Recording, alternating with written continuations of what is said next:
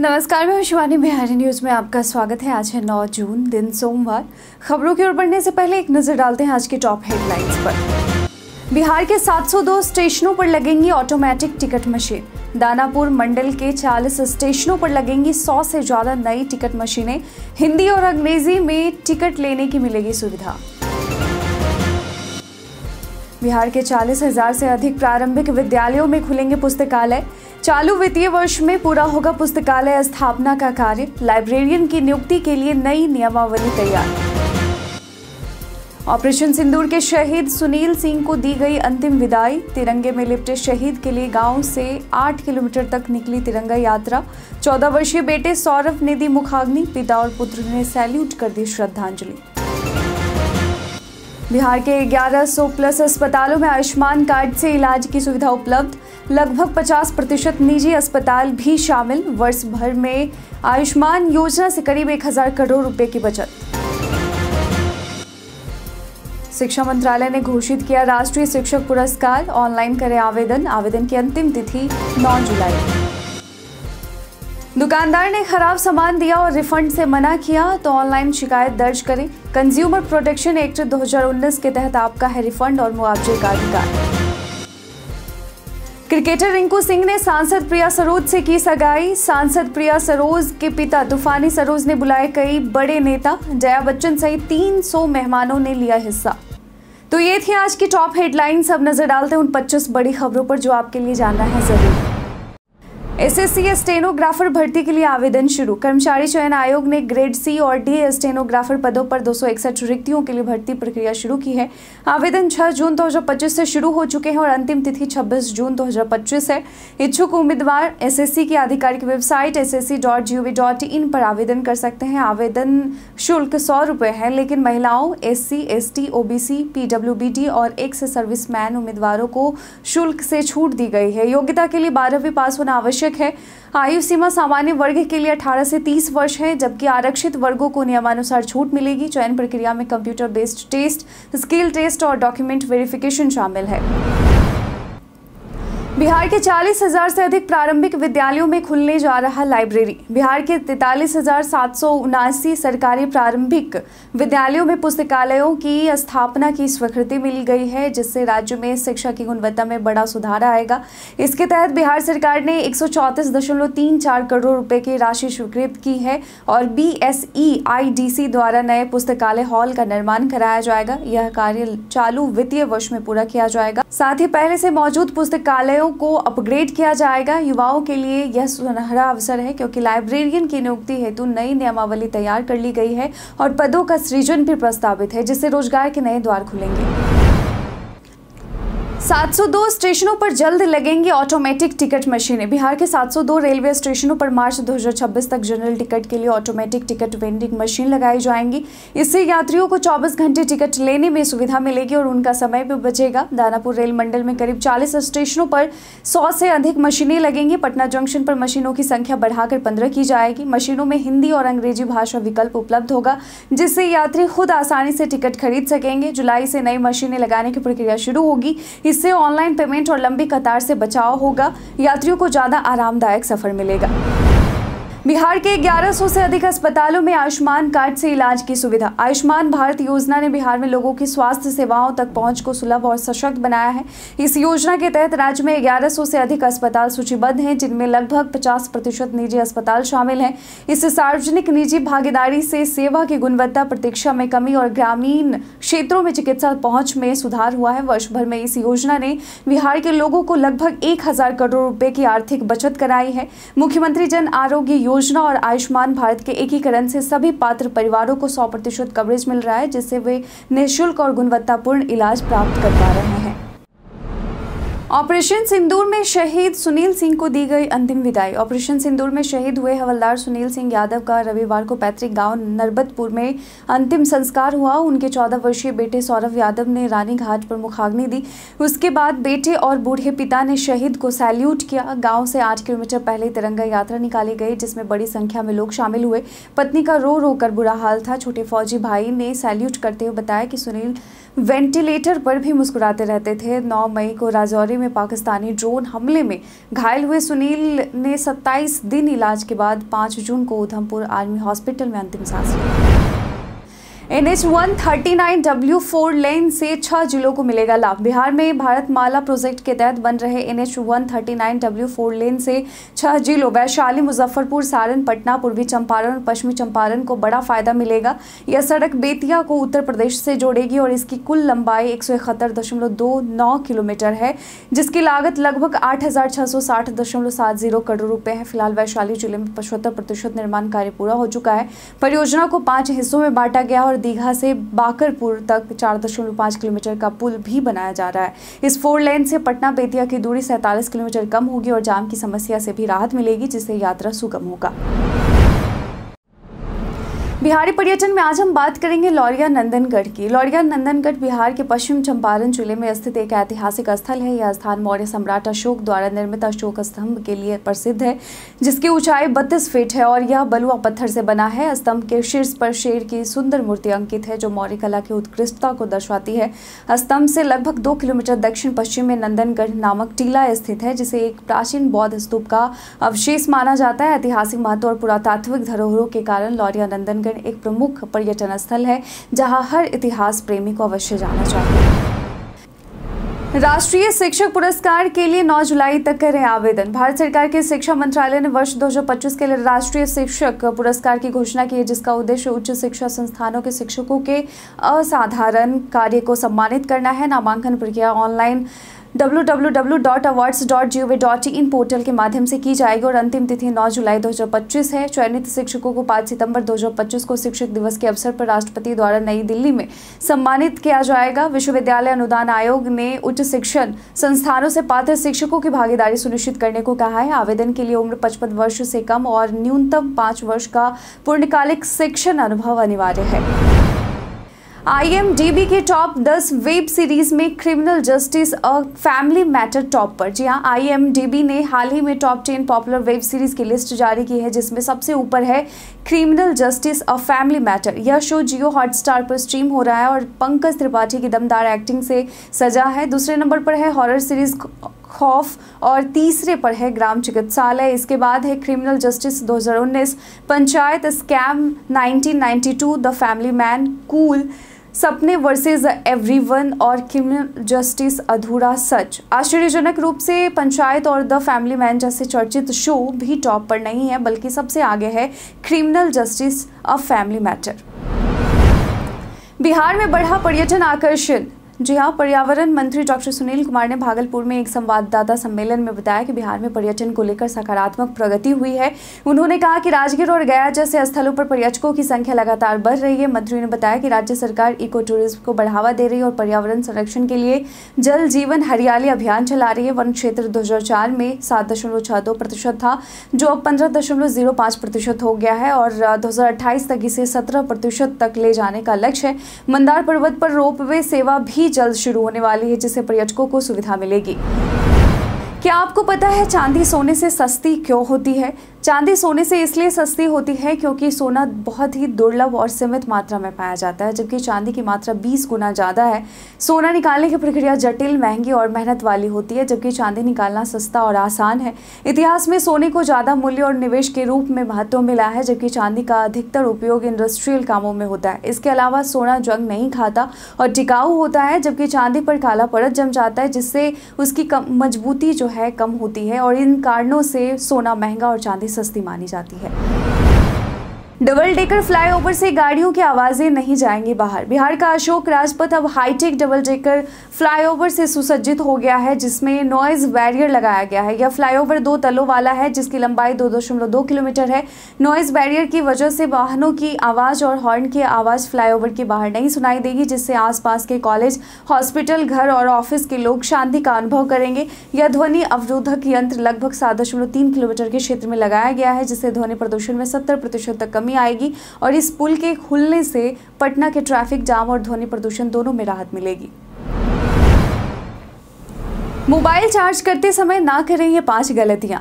Mobile charge करते समय कई आम गलतियां होती हैं जो धीरे धीरे आपके फ़ोन की बैटरी और परफॉर्मेंस को ख़राब कर देती हैं। सबसे पहले गलती फ़ोन को रात भर चार्ज पर छोड़ देना, जिससे बैटरी बार बार 100% से नीचे गिरती है और फिर चार्ज होती रहती है, जिससे उसकी लाइफ कम होती है। दूसरी गलती है सस्ते या नकली चार्जर का इस्तेमाल करना, जो फ़ोन को ओवरहीट कर सकता है और सुरक्षा जोखिम बढ़ाता है। तीसरी गलती है हर बार 0% से 100% तक चार्ज करना, जबकि 40% से 80% तक चार्ज रखना ही बेहतर होता है। चौथी गलती है चार्जिंग के दौरान फ़ोन का भारी इस्तेमाल करना, जिससे फ़ोन गर्म हो जाता है। पाँचवीं गलती है चार्ज करते समय फ़ोन का कवर ना हटाना, जिससे गर्मी बाहर नहीं निकल पाती। इन गलतियों से बचकर आप अपने फ़ोन की बैटरी और परफॉर्मेंस बेहतर रख सकते हैं। पटना में 4 लेन पुल का सीएम ने लिया जायजा। पटना में महात्मा गांधी सेतु के समानांतर गंगा नदी पर 14.5 किलोमीटर लंबा 4 लेन पुल बनाया जा रहा है। मुख्यमंत्री नीतीश कुमार ने रविवार को निर्माण कार्य का निरीक्षण किया और अधिकारियों से विस्तार में जानकारी ली। इस पुल के साथ दोनों तरफ 8 लेन के अप्रोच पथ भी बनने जा रहे हैं और यह परियोजना मुजफ्फरपुर, सारण, वैशाली सहित 5 जिलों को यातायात में सुधार और पटना पहुंचने में आसानी प्रदान करेगी। मुख्यमंत्री ने पुल के निर्माण कार्य को तेजी से पूरा करने के निर्देश दिए ताकि महात्मा गांधी सेतु पर ट्रैफिक जाम की व्यवस्था और समस्या जो है कम हो सके और क्षेत्रवासियों को राहत मिल सके। अगले 24 घंटे में बदल जाएगा बिहार का मौसम। बिहार में फिलहाल गर्मी से राहत के आसार नहीं है। मौसम विभाग के अनुसार 14 जिलों में आज हल्की बारिश या बूंदाबांदी हो सकती है, लेकिन व्यापक बारिश की संभावना नहीं है। पिछले 24 घंटे में राज्य में कहीं भी बारिश नहीं हुई और अधिकतम तापमान 39 डिग्री सेल्सियस के आसपास दर्ज किया गया। रोहतास सबसे गर्म रहा, जबकि पटना और गया में भी तेज धूप और उमस से लोग परेशान रहे। 10 जून तक मौसम सामान्य बना रहेगा क्योंकि कोई सक्रिय चक्रवाती सिस्टम नहीं है। हालांकि 10 जून की रात से बंगाल की खाड़ी में नया सिस्टम सक्रिय हो सकता है, जिससे उत्तरी और पूर्वी जिलों में मानसून की शुरुआत संभव है। दरभंगा में निर्माणाधीन पंचायत भवन से 4,578 लीटर विदेशी शराब जब्त। दरभंगा के कमतौल थाना क्षेत्र के ब्रह्मपुर पूर्वी पंचायत में निर्माणाधीन पंचायत सरकार भवन के स्टोर रूम से 4,578 लीटर विदेशी शराब जब्त की गई है। पंजाब से आ रही इस शराब की कीमत लगभग 20 से 22 लाख रुपए आंकी गई है। ट्रक में प्लास्टिक पाइप के बीच शराब की पेटियां छिपाई गई थी। पुलिस ने ट्रक चालक को गिरफ्तार कर पूछताछ शुरू कर दी, जबकि पिकअप चालक की गिरफ्तारी के लिए छापेमारी जारी है। एसडीपीओ ज्योति कुमारी के मुताबिक तकनीकी टीम के लोकेशन पर कार्रवाई की गई। दुकानदार ने दिया खराब सामान, तो जानिए शिकायत कैसे और कहाँ करें। अगर दुकानदार ने आपको खराब सामान दिया है और वह वापस लेने या रिफंड करने से इनकार कर रहा है तो आप चुप ना रहें। आप नेशनल कंज्यूमर हेल्पलाइन के ऑफिशियल पोर्टल consumerhelpline.gov.in या पब्लिक पर जाकर ऑनलाइन शिकायत दर्ज कर सकते हैं। पहले खुद को रजिस्टर करें, फिर बिल और सामान की फोटो समेत आवश्यक दस्तावेज अपलोड करें। भारत के कंज्यूमर प्रोटेक्शन एक्ट 2019 के तहत यह आपका अधिकार है। यदि ऑनलाइन शिकायत संभव न हो तो आप अपने जिले के उपभोक्ता फोरम में जाकर ऑफलाइन केस दर्ज करा सकते हैं। जिला फोरम में 2 लाख रुपए तक के मामलों की सुनवाई होती है, जहां आपको रिफंड के साथ मुआवजा भी मिल सकता है। शहरी क्षेत्रों में मियावाकी तकनीक से अर्बन जंगल का होगा विकास। शहरी क्षेत्रों में जापान की मियावाकी तकनीक से कम समय में घना अर्बन जंगल विकसित किया जाएगा। पर्यावरण विभाग ने जिलों के शहरी इलाकों में पार्क, सड़क, नदी, नहर और खाली सरकारी जमीन पर सघन पौधारोपण की योजना बनाई है। इस तकनीक में विभिन्न प्रजाति के पौधे करीब करीब लगाकर जंगल जल्दी विकसित होता है, जो पारंपरिक तरीके से तेज होता है। अर्बन जंगल वायु प्रदूषण को कम करते हैं, कार्बन डाइऑक्साइड अवशोषित करते हैं, तापमान घटाते हैं और छोटे जीव जंतुओं को आवाज देते हैं। इससे शहरी वातावरण की हवा साफ और स्वास्थ्य बेहतर होता है। यह तेजी से घना जंगल तैयार करने का प्रभावी तरीका है। आरा की धरती से चिराग पासवान ने फूका चुनावी बिगुल। आरा के वीर कुंवर सिंह स्टेडियम में आयोजित नवसंकल्प महासभा में लोक जनशक्ति पार्टी रामविलास के अध्यक्ष चिराग पासवान ने चुनावी बिगुल फूंकते हुए कहा कि उनका गठबंधन सिर्फ बिहार के विकास के लिए है। उन्होंने ऐलान किया कि वे बिहार की जनता के आदेश पर किसी भी विधानसभा क्षेत्र से चुनाव लड़ने को तैयार हैं। उन्होंने कहा कि आप जहां से बोलेंगे मैं वहां से चुनाव लड़ूंगा। चिराग पासवान ने INDIA गठबंधन पर तीखा हमला करते हुए एनडीए सरकार की उपलब्धियों की चर्चा की और कहा कि वे बिहारी फर्स्ट विजन के साथ बिहार को देश का नंबर 1 राज्य बनाएंगे। हम सरकार नहीं बिहार बनाएंगे, तेजस्वी यादव। नेता प्रतिपक्ष तेजस्वी यादव ने बिहार विधानसभा चुनाव को लेकर बड़ा बयान दिया। उन्होंने कहा कि महागठबंधन का उद्देश्य सिर्फ सरकार बनाना नहीं बल्कि बिहार को बनाना है। सीएम फेस को लेकर पूछे गए सवाल पर तेजस्वी यादव ने कहा कि सभी दल मिलकर एक साथ चुनाव लड़ेंगे और बाद में फैसला लिया जाएगा। हालांकि राजद की ओर से तेजस्वी यादव को सीएम फेस बताया गया है, लेकिन कांग्रेस की ओर से अभी तक कोई स्पष्ट घोषणा नहीं हुई है। तेजस्वी यादव ने चुनाव प्रक्रिया पर सवाल उठाते हुए 2020 के विधानसभा चुनाव में धांधली के आरोप लगाए और कहा कि संवैधानिक संस्थाएं निष्पक्ष रहें, यह जरूरी है।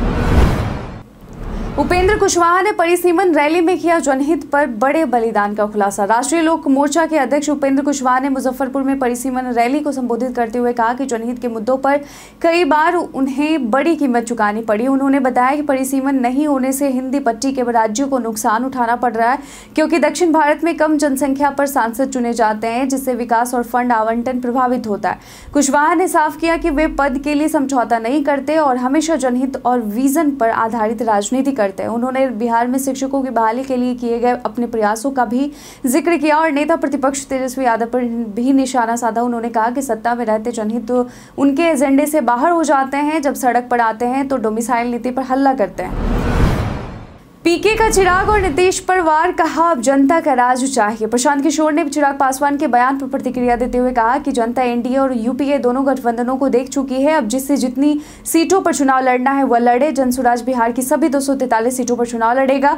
उन्होंने कहा कि जनता को गठबंधनों से नहीं विकास से मतलब है। पीके ने नीतीश कुमार पर निशाना साधते हुए कहा कि अगर प्रधानमंत्री मोदी भी नीतीश कुमार के लिए वोट मांगे तो भी उन्हें वोट नहीं देना चाहिए। उनकी सभा में लोगों ने एक स्वर में कहा कि इस बार नीतीश कुमार को बाय बाय कह देना चाहिए और बिहार में जनता का राज आना चाहिए।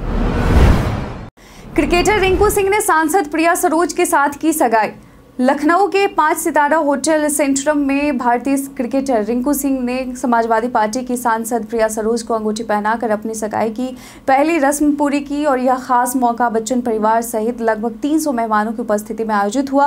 प्रिया के पिता विधायक तूफानी सरोज ने इस भव्य आयोजन में अखिलेश यादव, जया बच्चन, केंद्रीय मंत्री और कई सांसदों को आमंत्रित किया था। रिंकू और प्रिया की अंगूठी की कीमत लगभग 2.5 लाख रुपए बताई गई है। आईपीएल 2023 में 5 लगातार छक्के लगाकर सुर्खियों में आए रिंकू सिंह की जिंदगी इस सगाई के बाद नई दिशाओं में बढ़ रही है। दोनों की पहली मुलाकात 2023 में हुई थी। भारत के इतिहास में आज की तारीख कई कारणों से है दर्ज। लाल बहादुर शास्त्री 1964 में भारत के दूसरे प्रधानमंत्री बने। भारत की प्रथम महिला आईपीएस किरण बेदी का जन्म 1949 में हुआ।